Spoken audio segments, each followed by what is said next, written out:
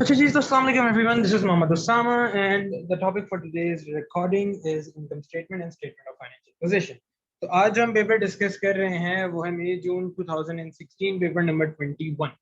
Question यहाँ पे क्या बोल रहा है? क्वेश्चन यहाँ पे बोल रहा है कि Big is a sole trader. Sole trader क्या होता है? ये एक ऐसा बंदा होता है who is responsible for all the debts, यानी कि इसकी अनलिमिटेड लाइबिलिटी होती है। अब पेपर में अगर इस तरह का सवाल आ भी जाए कि भाई सोल ट्रेडर है क्या, सोल ट्रेडर के एडवांटेजेस क्या हैं, डिसएडवांटेजेस क्या हैं, तो आप आराम से लिख सकते हो। एडवांटेजेस ये हैं कि भाई इसको सारी चीजें जो प्रॉफिट्स वगैरह होंगे वो उसके पास जाएगा सारा, he won't have to share it with anyone. दूसरी चीज ये कि भाई अगर पार्टनरशिप में जाते तो उसको कंसल्ट करना पड़ेगा, वेयर एज सोल ट्रेडर में he won't have to consult anyone before making any decision, यानी कि he has complete control. Partnership में अक्सर कॉन्फ्लिक्ट्स हो सकते हैं due to as different partners have different opinion, लेकिन इसमें आप ये इशू फेस नहीं करोगे क्योंकि पूरा का पूरा कंट्रोल जो है वो आपके पास होगा। डिसएडवांटेजेस में आप कह सकते हैं अनलिमिटेड लाइबिलिटी है। अनलिमिटेड लाइबिलिटी का कॉन्सेप्ट हमें ये कहता है कि owner is responsible for all the debts. Owner जो है वो तमाम डेट्स के लिए रिस्पॉन्सिबल है। अगर बिजनेस फेल हो जाता है, अगर बिजनेस नहीं चल पाता, तो क्या होगा? Owner might have to sell his personal assets, और वो अपने पर्सनल एसेट्स जैसे उसके घर हो सकता है, उसकी अपनी पर्सनल गाड़ी हो सकती है, वो भी उसको बेचनी पड़ सकती है in order to pay off the debts, यानी कि owner is responsible for all the debts. सही है, ये हमने थोड़ा सा सोल ट्रेडर को डिस्कस कर लिया, वेरी ब्रीफ। अब हम आगे चलते हैं, आगे क्या बोल रहे हैं देख लेते हैं। इधर वो बोल रहे हैं the following balances were extracted from her books on 28 फरवरी 2017। यहाँ पे हमें रेवेन्यू दिया हुआ है, हमें परचेजेस गिवन है, हमें रिटर्न इनवर्ड्स गिवन है, रिटर्न आउटवर्ड्स। मैं एक चीज क्लियर कर दूं, रिटर्न इनवर्ड्स और रिटर्न आउटवर्ड्स में डिफरेंस क्या होता है वो पहले देख लेते हैं, समझ लेते हैं अच्छे से। भाई रिटर्न इनवर्ड्स जो है आपका वो होता है सेल्स रिटर्न,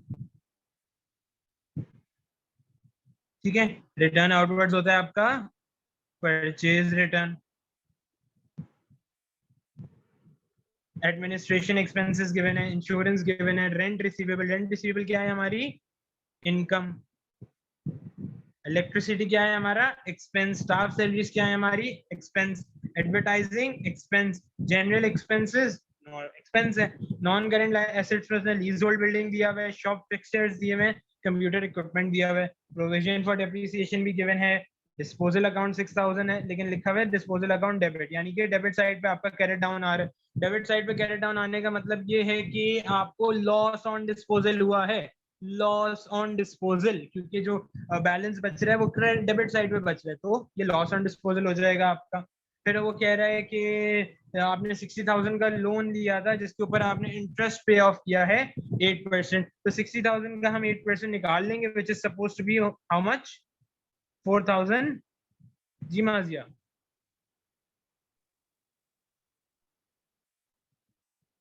कितना होगा?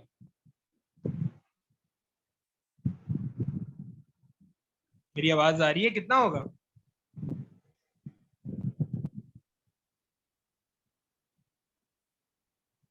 4,800। चलें जी, आगे चलते हैं। ओपनिंग इन्वेंट्री भी इसने मुझे यहाँ पे गिवन है 24,050। बैंक का इसने डेबिट बैलेंस गिवन है, यानी कि बैंक में आपके पॉजिटिव बैलेंस है, बैंक में आपके पॉजिटिव पैसे भरे हुए हैं, जिसका मतलब है कि आपका जो बैंक बैलेंस है वो पॉजिटिव है। क्लोजिंग इन्वेंट्री गिवन है, और वो कह रहे हैं staff salaries include 8,000 paid to Big. Big तो मालिक है, अब वो सैलरी अगर ले रहे तो आप स्टाफ सैलरीज में तो इंक्लूड नहीं करोगे ना, तो ये हमने सब्ट्रैक्ट कर देना है सैलरीज में से 8,000। रेंट रिसीवेबल जो था वो 3,000 ओइंग था, तो रेंट रिसीवेबल में हमारा 3,000 ओइंग चला जाएगा। जनरल एक्सपेंसेस भी हमारे ओइंग थे, और वो कह रहे कोई इंटरेस्ट आपने पे नहीं किया किसके ऊपर? बैंक लोन पे। जब आप कोई इंटरेस्ट पे नहीं कर रहे, इसका मतलब है कि आप ओ करते हो बैंक को, तो बैंक लोन इंटरेस्ट 4,800 आपकी करंट लाइबिलिटीज में भी जाएगा, और करंट लाइबिलिटीज में जाने के बाद ये उसमें भी चला जाएगा, क्या कहते हैं आपका, बैंक लोन इंटरेस्ट आपका उसमें जो एक्सपेंसेस है उसमें भी चला जाएगा लोन इंटरेस्ट, और करंट लाइबिलिटीज में भी चला जाएगा क्योंकि आपने कुछ पे ही नहीं किया। फिर वो कह रहे हैं during the year shop fixtures costing 8,000 were purchase. वो कह रहे हैं ड्यूरिंग द ईयर आपने 8,000 के शॉप फिक्सचर्स भी परचेज किए थे, तो ये भी इंक्लूड होंगे, इनके ऊपर भी डेप्रिसिएशन चार्ज होगी। फिर वो कह रहे हैं building on lease of 20 years an appropriate amount is charged for depreciation on lease building. Shop fixtures at the rate of 15% per annum using straight line method. Computer equipment at the rate of 30% per annum using reducing balance method. Trade receivable की value उसमें हमें बता दी, जिस तरह से हमें बोला है कि यार 2500 जो था वो हमारा बेड डेट था। बेड डेट होने का मतलब ये है कि यार ये कुछ ऐसी डेट्स हैं जो कि इररिकवरेबल है, ये पैसे आपको वापस नहीं मिलेंगे, ये पैसे आपको रिकवर नहीं होंगे। तो ट्रेड रिसीवेबल्स में से I will subtract 2500, then I will get net trade receivable and उसके ऊपर मैं 5% जब अप्लाई करूंगा तो मेरे पास आ जाएगी मेरी प्रोविजन फॉर डाउटफुल डेट की वैल्यू। फिर मैं कंपेयर करूंगा ऊपर वाले प्रोविजन से और नीचे वाले प्रोविजन से। मैं देखूंगा दोनों के प्रोविजन में डिफरेंस कितना है। अगर इंक्रीज इन प्रोविजन हो रहा होगा तो एक्सपेंसेस में जाएगा, अगर डिक्रीज इन प्रोविजन हो रहा होगा तो इनकम में चला जाएगा। क्लियर है माजिया?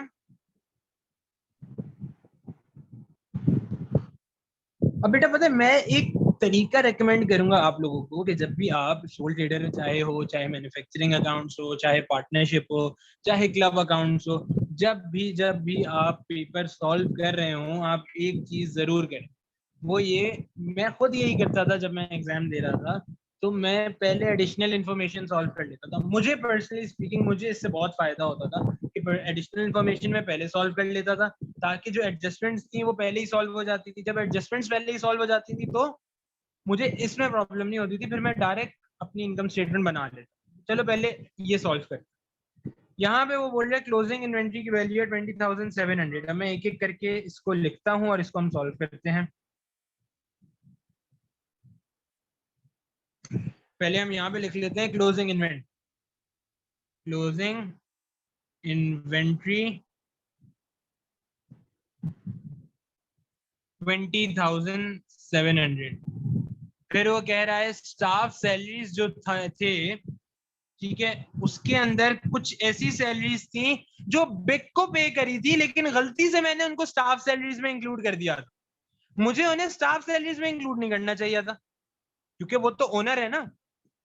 तो उसकी वेज जो वो सैलरी ले रहा है उसको मैं स्टाफ सैलरीज में कैसे इंक्लूड करूंगा, इसलिए मैं इसको सब्ट्रैक्ट करूंगा स्टाफ सैलरीज से। स्टाफ सैलरीज, स्टाफ सैलरीज कितनी है आपके पास? 59,700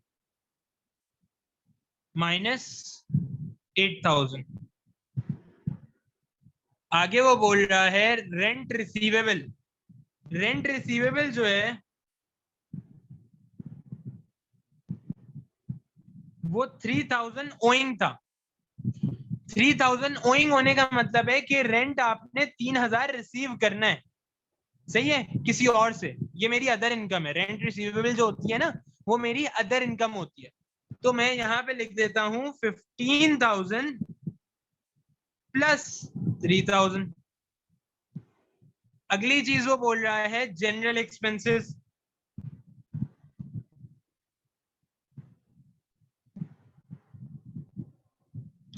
जनरल एक्सपेंसेस में मेरे बच्चे वो कह रहा था कि 5,000 जो है वो ओइंग थे, तो 14,600 प्लस 5,000 हो जाएगा,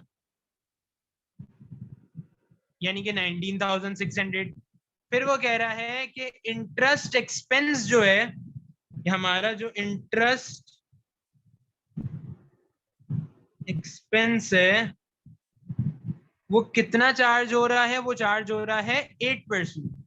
तो 60,000 का हम 8% निकाल लेंगे तो आ जाएगा हमारे पास 4,800। ये इंटरेस्ट एक्सपेंस मैंने ड्यूरिंग द ईयर पे करना था, लेकिन मैंने पे नहीं किया। फिर वो कह रहा है शॉप फिक्सचर्स जो हैं वो मैंने 8,000 के एडिशनल परचेज किए। शॉप फिक्सचर्स, वैसे जो शॉप फिक्सचर्स की वैल्यू थी वो थी 24,000, लेकिन जब मैंने 8,000 के एडिशनल परचेजेस करी हैं, इसका मतलब अब जो कॉस्ट हो गई है शॉप फिक्सचर्स की वो हो गई है 32,000।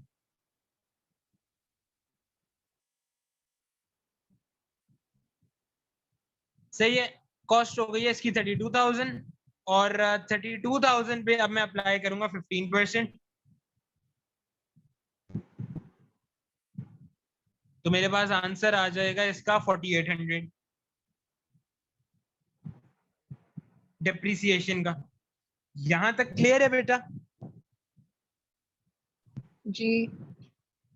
मैं फिर से रिपीट कर देता हूँ, मैं पहले एडिशनल इंफॉर्मेशन सॉल्व कर रहा हूँ। मैंने कहा यार मेरी जो क्लोजिंग इन्वेंट्री है वो है 20,700, स्टाफ सैलरीज में 8,000 सैलरीज ऐसे इंक्लूडेड थी जो बिग को मैंने पे करी थी। अब वो स्टाफ सैलरीज में इंक्लूड नहीं कर सकता क्योंकि बिग खुद मालिक है, he is the owner of the business, तो ये स्टाफ सैलरीज में नहीं जाएगा। 8,000 मैंने सब्ट्रैक्ट कर दिया। रेंट रिसीवेबल में 3,000 जो था वो ओइंग था, तो 15,000 में मैंने 3,000 ऐड कर दिया। जनरल एक्सपेंसेस में 5,000 ओइंग था, तो 14,600 में से मैंने 5,000 ऐड कर दिया। इंटरेस्ट एक्सपेंस में से को कह रहा है 8% आप इंटरेस्ट एक्सपेंस पे कर रहे हो, तो 60,000 का जब मैं 8% निकालूंगा वो मेरे पास आ जाएगा 4,800, तो 4,800 आपके इंटरेस्ट एक्सपेंस में चला जाएगा। और शॉप फिक्सचर्स में वो कह रहा था कि 8,000 के आपने एडिशनल शॉप फिक्सचर्स परचेज किए हैं, तो 24,000 प्लस 8,000 ये आपके पास आ जाएगा 32,000। फिर 32,000 पे आप 15% डेप्रीसिएशन अप्लाई करेंगे, 15% डेप्रीसिएशन चार्ज करेंगे, तो आपके पास 4,800 आ जाएगा। टोटल जो आप डेप्रीसिएशन चार्ज कर रहे हैं शॉप फिक्सचर्स पे वो होगी आपके पास 4,800, जो कि 32,000 पे चार्ज होगी क्योंकि 8,000 के आपने एडिशनल परचेज किए थे। इसको कॉपी कर लो, I am giving you some time, copy this. और जब कर लें तो मुझे बता दीजिएगा।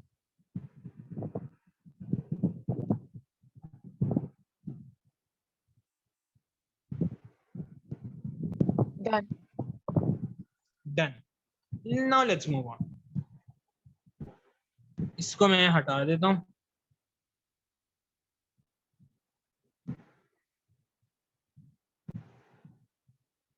सही है, अब हम आगे चलते हैं। हमने शॉप फिक्सचर्स तक डिस्कस कर लिया था। शॉप फिक्सचर्स की डेप्रीसिएशन आ रही थी 4,800। अब हम आगे चलते हैं। अब हमें करना है कंप्यूटर इक्विपमेंट पे डेप्रीसिएशन चार्ज। मैंने एक चीज आपको बोली थी, मैंने कहा था कि जब भी आप रिड्यूसिंग बैलेंस मेथड इस्तेमाल कर रहे होगे तो डेप्रीसिएशन आप इस तरह से चार्ज करोगे। कैसे? कॉस्ट माइनस डेप्रीसिएशन, जो पुराना डेप्रीसिएशन है, is equals to network value. फिर जो नेटवर्क वैल्यू आपकी आएगी उसके ऊपर आप परसेंटेज अप्लाई करो। अब कॉस्ट कितनी थी बेटा मेरे पास? 60,000। प्रोविजन फॉर डेप्रीसिएशन कितना है मेरे पास? 42,000। यानी कि जो अब आपकी नेटवर्क वैल्यू बच गई है वो बची है 18,000। अब इस 18,000 पे मैं चार्ज करूंगा कितना?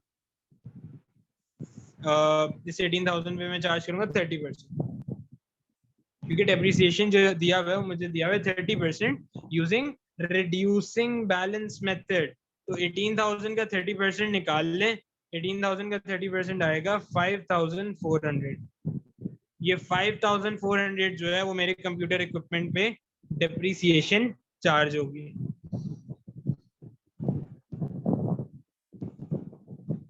सही है, आगे चलते हैं।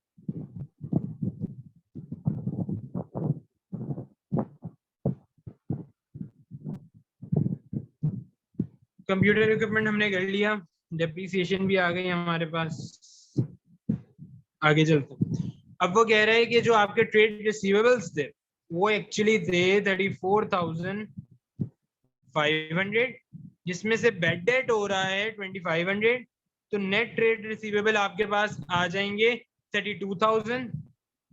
और इस 32,000 पे मैं चार्ज करूंगा 5% डेप्रिसिएशन।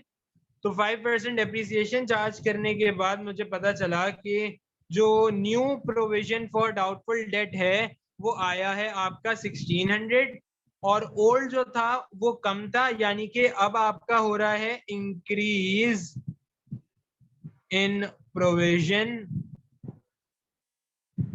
500। क्लियर है बेटा? जी। आगे बढ़े? जी। चलें जी, जबरदस्त हो गया, बेहतरीन। मैं इसको इरेज कर देता हूँ, इसको हटा देता हूँ। पहले कॉपी कर लो, एक दफा कॉपी कर लो। ये हमने निकाला है इंक्रीज इन प्रोविजन 500 का। नेट ट्रेड रिसीवेबल्स हमारे पास हैं 32,000। नेट ट्रेड रिसीवेबल्स इस तरह से निकले हैं 34,500 माइनस 2,500 32,000 मल्टीप्लाई बाय 5% 1,600 आ गया। और जो पुराना था वो इससे कम था, जब मैंने उससे सब्ट्रैक्ट किया तो मेरे पास इंक्रीज इन प्रोविजन आ रहा है 500। कर दिया। कर लिया कॉपी, जबरदस्त। अब मैं इसको इरेज कर देता हूँ, बल्कि इरेज छोड़ें, अब हम फाइनल जो हमारी बैलेंस जो इनकम स्टेटमेंट है वहां पे चलते हैं। ठीक है, टाइम बचाने के लिए हम मार्किंग स्कीम इस्तेमाल कर लेते हैं। ये रही हमारी मार्किंग स्कीम। हमारा जो रेवेन्यू था वो कितना था, वो हमने देखा, वो हमें देखा कि नजर नहीं आ रहा। वो था, हमारा जो रेवेन्यू था वो था 410,000 का हमारा रेवेन्यू था। सही है, लेकिन इसमें से कुछ सेल्स रिटर्न हो रही थी। कितने की सेल्स रिटर्न हो रही थी? 15,600। तो 410,000 माइनस 15,600 हमने किया तो नेट आ गया हमारे पास, नेट सेल्स हमारे पास आ गई 394,400। यहां तक आपने सही किया है बेटा? जी। फिर अब हमने निकालना है cost of goods sold. Cost of goods sold कैसे निकलेगा? Opening inventory add purchases less purchase return, क्योंकि रिटर्न आउटवर्ड्स भी हो रहे थे।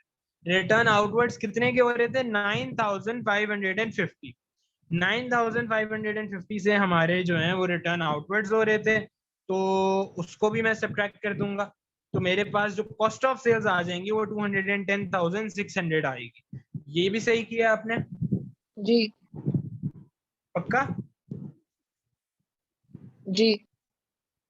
अब मैं क्या करूंगा, सेल्स में से कॉस्ट ऑफ गुड्स सोल्ड को सब्ट्रैक्ट कर दूंगा, तो मुझे पता चल जाएगा ग्रॉस प्रॉफिट। जब मैंने सेल्स में से कॉस्ट ऑफ सेल्स को सब्ट्रैक्ट किया तो ग्रॉस प्रॉफिट मेरे पास आ रहे हैं 183,800। ऐसे ही आपका भी यही आ रहा है? नहीं। क्यों नहीं ये आ रहा? चेक करें। रिपीट करें सर कि क्या करना था इधर? आपने सेल्स में से जो नेट सेल्स आपने निकाली हैं 394,400, उसमें से कॉस्ट ऑफ सेल्स को सब्ट्रैक्ट कर देना। 394,400 में से जब आप कॉस्ट ऑफ सेल्स सब्ट्रैक्ट करोगी तो ग्रॉस प्रॉफिट आएगा 183,800। और मैंने स्टेप शायद स्किप कर दिया था। आप यहाँ से दोबारा बना लें और इनकम स्टेटमेंट दोबारा कॉपी भी कर लें। ओके। कॉपी कर रही हैं आप? कॉपी कर लें इसको। Now let's move on to the next one. Gross profit तक तो हमने कर, लेकिन आगे वो कह रहा है कि अदर रिसीवेबल भी थे, जो हमने एडिशनल इन्फॉर्मेशन में पहले ही हम सॉल्व कर चुके थे। हमने पहले ही देख लिया था कि वो कह रहा था रेंट रिसीवेबल है। अच्छा, अदर रिसीवेबल होते क्या है? ये आपकी नॉन ऑपरेशनल इनकम्स होती है, यानी कि जो आपको ऑपरेशन से नहीं मिल रही होती, जैसे रेंट रिसीव्ड हो गया, जैसे डिस्काउंट रिसीव्ड हो गया। ये सारी आपकी जो है वो क्या है? Other income. और इनको आप क्या करते हो? ग्रॉस प्रॉफिट में ऐड करते हो। रेंट रिसीवेबल कितना था मेरा? वैसे तो सर रेंट रिसीवेबल मेरा 15,000 था, लेकिन नीचे एडजस्टमेंट में उसने बोला है कि 3,000 जो है वो एक्रूड था, वो ओइंग था, तो 3,000 मैंने ऐड कर दिया, क्योंकि 3,000 मैंने अभी रिसीव करना है। और सही है, तो 3,000 ऐड हो जाएगा, तो रेंट रिसीवेबल टोटल जो आपके पास आएगा वो यहाँ पे आ जाएगा 18,000। फिर मैं क्या करूंगा, ग्रॉस प्रॉफिट को, जो यहाँ पे मुझे ग्रॉस प्रॉफिट गिवन है, इसको और रेंट रिसीवेबल दोनों को ऐड कर दूंगा।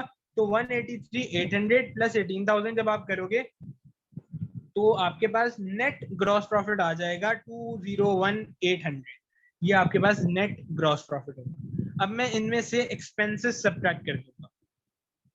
जब हम एक्सपेंसेस सब्ट्रैक्ट करेंगे तो मेरे पास फाइनल नेट प्रॉफिट आ जाएगा। पहला एक्सपेंस क्या था? मैं पहले क्या करता हूँ, जो मैंने एडजस्टमेंट्स वाले किए थे ना, पहले मैं उनको कर लेता हूँ। एडजस्टमेंट वाला मेरा स्टाफ सैलरीज था, ये मैंने पहले ही आपको बता दिया था कि ये किस तरह से हम करेंगे। ये ऐसे किया था सर मैंने कि स्टाफ सैलरीज में 8,000 वो कुछ ऐसी सैलरीज थी जो मैंने बिग को पे करी थी, तो 59,700 माइनस 8,000 मैंने किया, तो 51,700 आ गया मेरे पास स्टाफ सैलरीज। फिर जनरल एक्सपेंसेस में वो कह रहा था कि 5,000 जो है वो ओइंग थे, तो 5,000 ओइंग थे, तो इसी तरह मैंने 14,600 प्लस 5,000 किया, तो मेरे पास टोटल जनरल एक्सपेंसेस आ गए 19,600।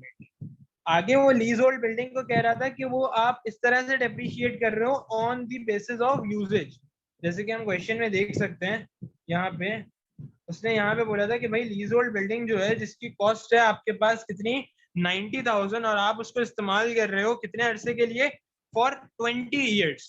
तो मैं क्या करूंगा, मैं सिंपली 90,000 डिवाइडेड बाय 20 कर दूंगा, 90,000 डिवाइडेड बाय 20 कर दूंगा तो 4,500 आ जाएगी। अब ये जो 4,500 आ रहे हैं ना, 4,500 का मतलब है कि ये मेरे पास हर साल की डेप्रिसिएशन आ गई 20 सालों तक के।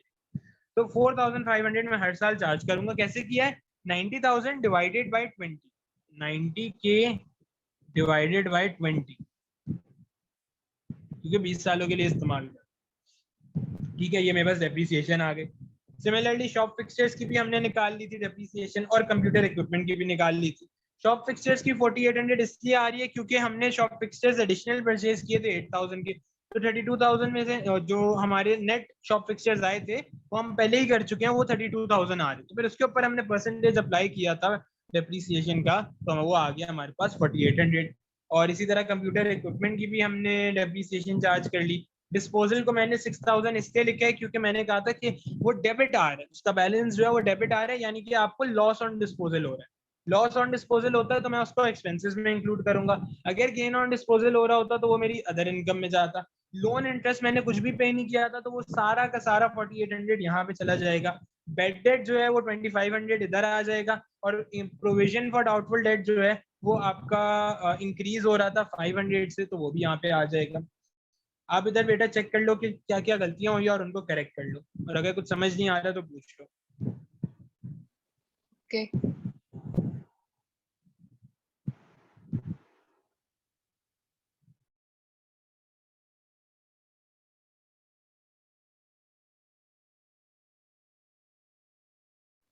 डन। क्लियर है यहाँ तक? आपको सब समझ आ गया? जी ठीक है, जब मैं इन सबको ऐड कर दूंगा, ये सारे एक्सपेंसेस मैं ऐड कर दूंगा, तो मेरे पास टोटल एक्सपेंसेस आ जाएंगे कितने, 215,300।